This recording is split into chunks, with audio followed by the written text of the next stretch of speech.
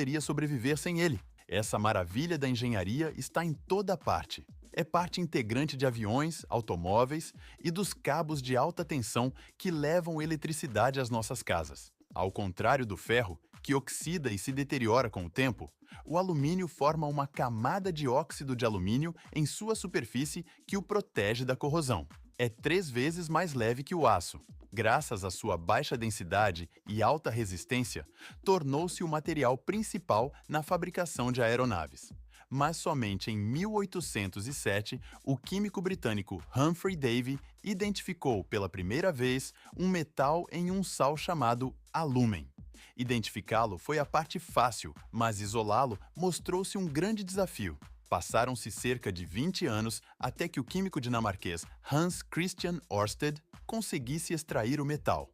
Ainda assim, o processo era tão complicado e custoso que até o início do século XX, o alumínio chegou a valer mais que o ouro.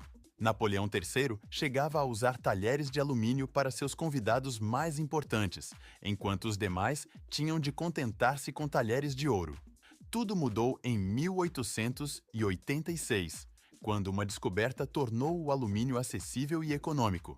2 cientistas trabalhando de forma independente, o francês Paul Héroult e o americano Charles Martin Hall, desenvolveram um processo de extração eletroquímica que ainda é usado hoje em dia. Eles descobriram que, ao dissolver óxido de alumínio em um sal chamado criolita e aplicar eletricidade, os átomos de oxigênio se separam, restando o alumínio metálico. Esse método tornou possível a produção em massa de alumínio a um custo muito menor, revolucionando a indústria. Mas de onde vem o alumínio? Ele se encontra bem debaixo de nossos pés. Atraindo os mineradores por ser o metal mais abundante na crosta terrestre, corresponde a mais de 8% da sua composição. Contudo, na natureza não existe alumínio como elemento puro. Ao contrário do ouro e da prata, não há pepitas ou veios. Só pode ser encontrado nos depósitos avermelhados de bauxita. Os depósitos mais abundantes localizam-se na Austrália, em Guiné, no Brasil e na Jamaica. A mina Handley, da Alcoa, fica no meio da cordilheira australiana. Essas montanhas são formadas em sua maioria por bauxita e constituem a maior mina do mundo desse minério, de onde se extraem aproximadamente 23 milhões de toneladas por ano. No entanto, a maior parte da bauxita não pode ser removida sem antes perfurar uma barreira de rocha subterrânea de mais de 5 metros de profundidade. Para isso, utilizam-se explosivos suficientes para demolir um prédio de 10 andares. Primeiro, perfura-se a rocha. Depois, insere-se o explosivo, à base de nitrato de amônio combinado com combustível. A cada mês, empregam entre 700 e 900 toneladas de nitrato de amônio. Diariamente, são detonadas milhares de toneladas de minério contendo óxido de alumínio. A cada explosão são abertos cerca de 2 hectares de terreno e liberadas entre 50 mil e 100 mil toneladas de minério. Cada tonelada de minério pode conter apenas alguns quilos de alumínio, de modo que é preciso processar grande quantidade de bauxita para produzir um único lingote. Para obter uma tonelada de alumínio, requerem-se aproximadamente 4 toneladas de bauxita. São necessários bilhões de dólares em investimentos para a extração. Hoje em dia, o alumínio é cotado em $2,65 por quilo, e a indústria mineradora investe em equipamentos de grande escala.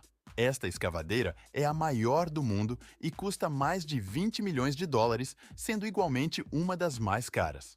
Os caminhões fora de estrada podem transportar até 270 toneladas de bauxita, e a escavadeira carrega 1 tonelada em 3 movimentos.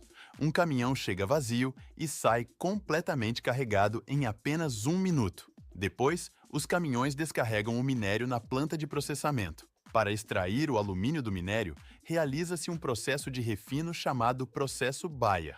A correia transportadora deposita o minério em um gigantesco tambor giratório, onde enormes esferas de aço o moem até convertê-lo em um pó fino.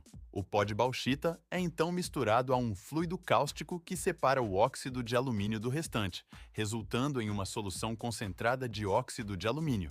E aí vem o mais surpreendente. Essa solução é seca em cristais arenosos chamados alumina, substância da qual se fabrica o alumínio. O passo seguinte é isolar o alumínio do oxigênio. Para isso, transporta-se a alumina até uma planta de produção da Alcoa. Um navio carregado sai do porto a cada 3 dias. A alumina que ele traz será transformada por um fundidor em 35 mil toneladas de alumínio puro. A cada 3 dias, chega um navio com cerca de 100 toneladas de alumina. Em seguida, todo o seu conteúdo é aspirado por uma espécie de superaspirador industrial, que extrai cerca de 300 toneladas por hora, esvaziando o navio em cerca de 5 horas. O material é então depositado em correias transportadoras e conduzido à fábrica, onde a alumina é introduzida em grandes cubas eletrolíticas preenchidas com criolita fundida. A criolita reduz o ponto de fusão da alumina de 2050 graus Celsius a cerca de 950 graus Celsius. Para obter alumínio puro, é necessário separar os átomos de oxigênio, que o mantém fortemente ligado, processo que exige enorme quantidade de eletricidade. Por isso, o alumínio é conhecido como eletricidade em estado sólido. Aproximadamente 1/3 do custo de 1 kg de alumínio corresponde ao consumo elétrico. A energia usada na planta para alimentar as cubas pode abastecer 300 mil residências. Ao todo, são consumidos mais de 340 megawatts de eletricidade por ano para produzir alumínio. Nas cubas eletrolíticas, aplica-se corrente elétrica de baixa voltagem e alta intensidade através de ânodos de carbono e um cátodo, iniciando a eletrólise. A eletricidade flui pelas barras de cobre conectadas às cubas. As moléculas de óxido de alumínio contidas nelas são formadas por 2 átomos de alumínio e 3 de oxigênio. A corrente elétrica rompe esses vínculos, separando os átomos. O oxigênio sobe até o topo do recipiente e reage com os ânodos de carbono, formando dióxido de carbono, enquanto o alumínio, mais denso, afunda até o fundo da cuba. Após o alumínio fundido a cerca de 950 graus Celsius, é separado da criolita por bombeamento por sucção. Este procedimento ocorre em ciclo contínuo, a cada 36 horas, para extrair o metal das cubas. Uma vez extraído, o alumínio líquido é transferido para um crisol de transporte, um container termicamente isolado, projetado para manter a temperatura do metal e evitar sua solidificação prematura. Nos fornos de refinamento, o alumínio é reaquecido para eliminar impurezas remanescentes por meio de processos como filtração, que removem elementos indesejados como hidrogênio e óxidos. Em seguida, o alumínio puro é convertido em moldes para a formação de lingotes e submetido a um processo de resfriamento controlado, garantindo que solidifique sem defeitos estruturais.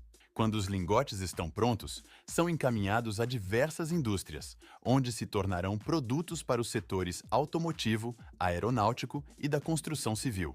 E esse foi o vídeo de hoje. Não esquece de deixar o like e se inscrever no canal.